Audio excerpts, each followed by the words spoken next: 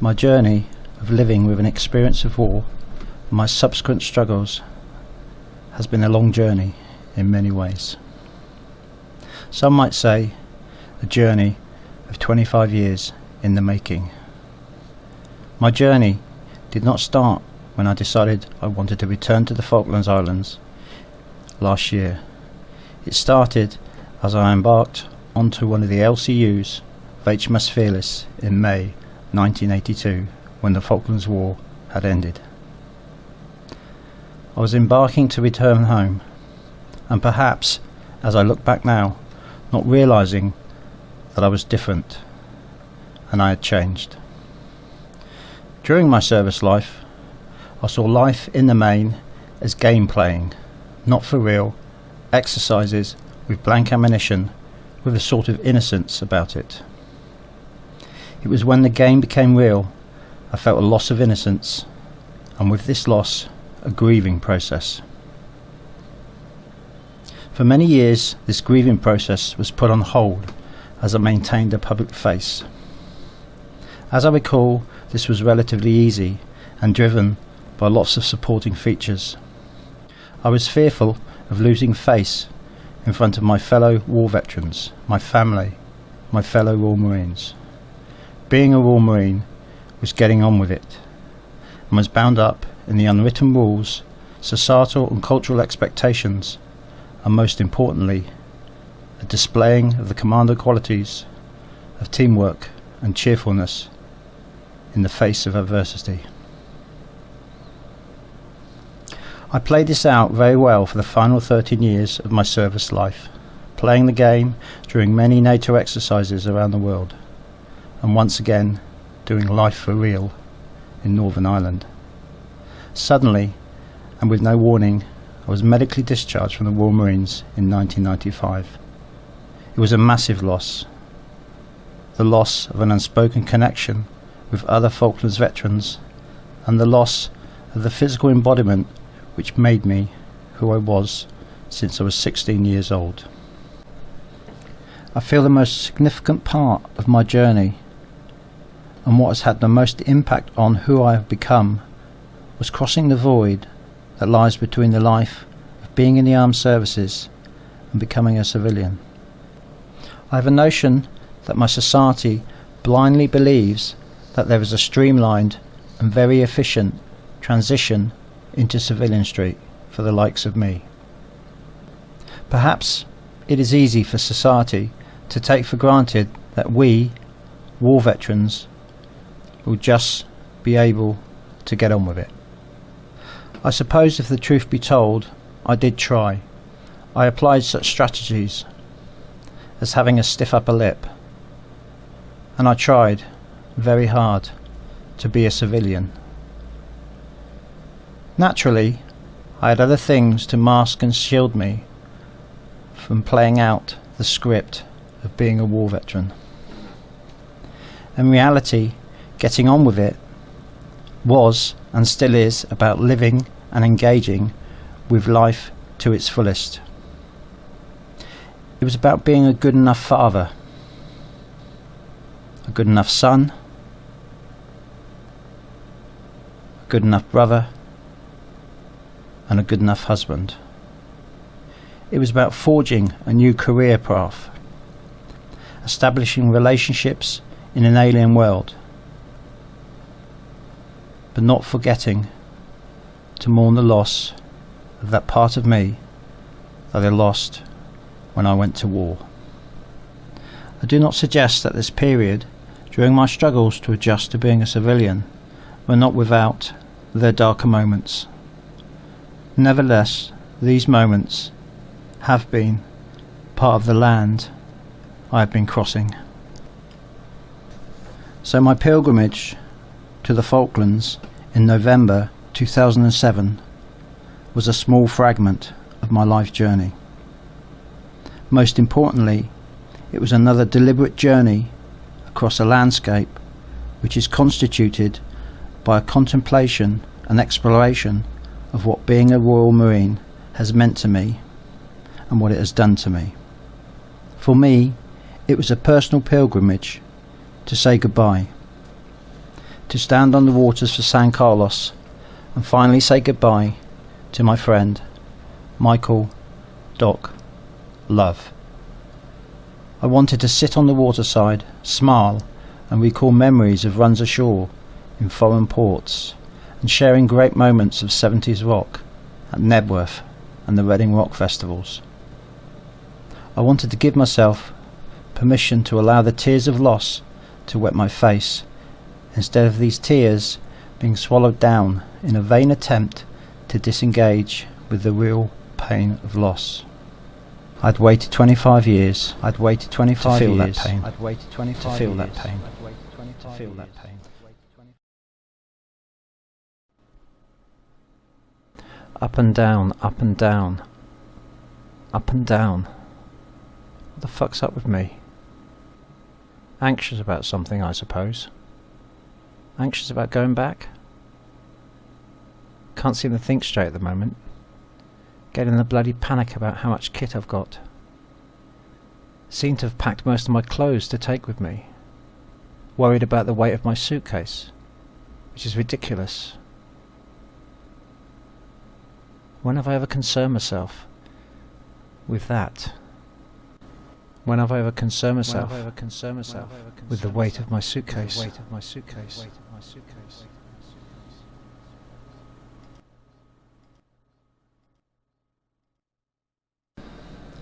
The pilgrimage itself was over a 7-day period, but we were to meet in 2 groups at the Union Jack Club in London 2 days prior to leaving. The first group were made up of service users from the ex-service mental health charity Combat Stress, and this group was due to arrive on the Saturday. I am a passive client of Combat Stress and use the charity as a lifeline when I'm drifting through the darker side of living with post-traumatic stress disorder. The second group arrived on the Sunday and were made up of members of the South Atlantic Medal Association.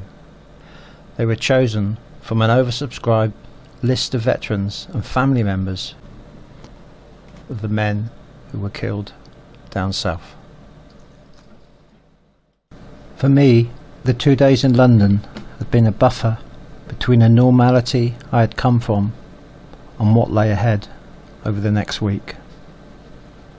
During this time, I had been able to make connections and reconnections with other veterans.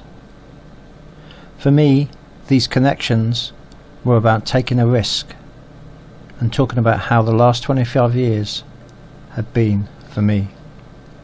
It was as if I needed to test out my sense of being a war veteran. I needed this collaboration to confirm a sense of commonality with others. It was a safety net and a comfort blanket which I could hold on to. My feelings were fluctuating between a strong wanting to run away, to get on a train back to Cornwall, and a feeling of wanting to isolate myself within my own fortified space. The 2 days were spent telling the dit and spinning the yarn over a beer or two, and sometimes, when the beer subdued my defences, speaking about the unspoken knowingness. It was about long walks along the Thames on my own, having one-sided conversations with my dictaphone.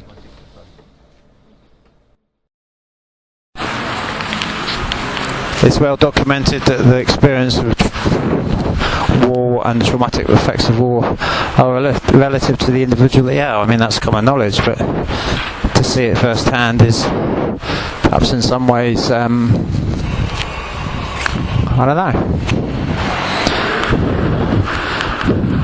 a reaffirmation, a reconfirmation of what in some ways you feel anyway. Spokenness will probably come up a lot. The spokenness of being connected to people of common experience. You know, it's difficult to explain how I was feeling. I mean, I feel a lot better now, but at the sort of anxiety I had. What was the anxiety about? I'm not really sure. Can't really put my finger on that. This is an interesting one. I can't put my finger on it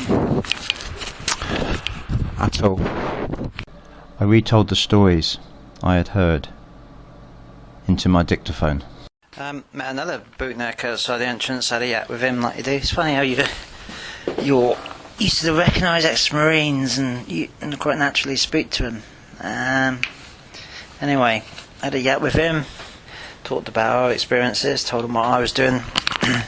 He's telling me about, again, the amitriptyline that he's on, my God, the court injunction, the breakup of his marriage, the anger he feels.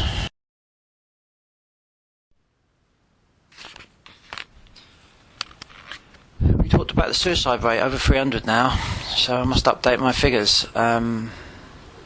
Someone deliberately driving his motorbike into a tree. I became part of the others' research. One of the things that's come back to me about what I spoke about this morning is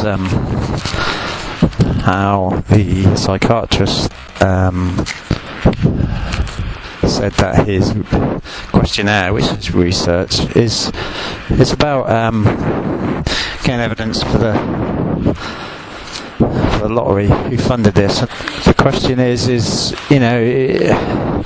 research is primarily or as equal getting a paper in a military psychiatrist journal. Let's own that fact. Let's say this is what it's all about. Who's it going to be read by like that? It's going to be read by military psychiatrists. Do they take on board what found out, or do they not? There lies the question, I suppose.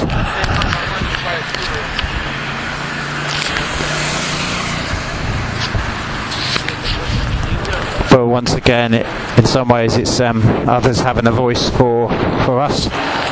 And I firmly and strongly believe that it's us that should have a voice and use our voices to, in some way, make us self-heard, because there was evidence in the groups of people who clearly are very anxious about meeting up with other groups because they feel marginalised, because they've been diagnosed with a mental health problem, and they feel marginalised because in some ways they feel different to the rest of the group that are coming.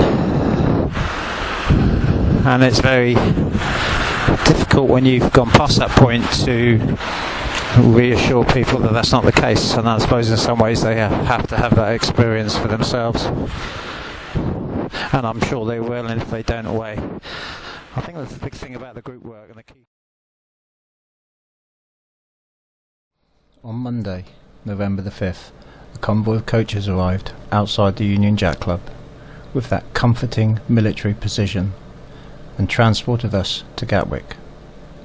We boarded the plane and started another long journey to the Falklands. As I glanced around the plane as a sort of respite from my diary writing and academic paper reading, I looked around at the uniformed ex-servicemen.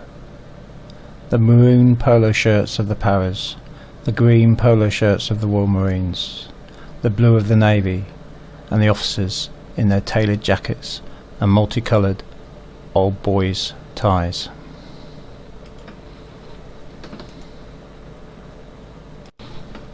I recognised people with whom I had talked and shared stories. I recognised the old connections and the new connections, and I connected their faces with the sound bites I had written in my diary.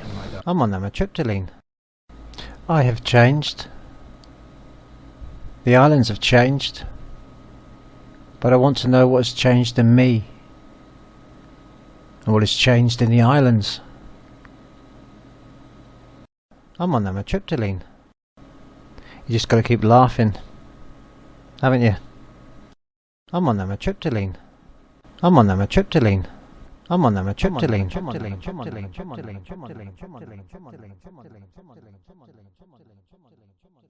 I remember having a feeling of apprehension for most of the flight. But this was a part of the pilgrimage that was about filling in the time, and I was able to disappear into a headphoned world, looking at the screen on the seat in front of me, looking at a nothingness that did not matter.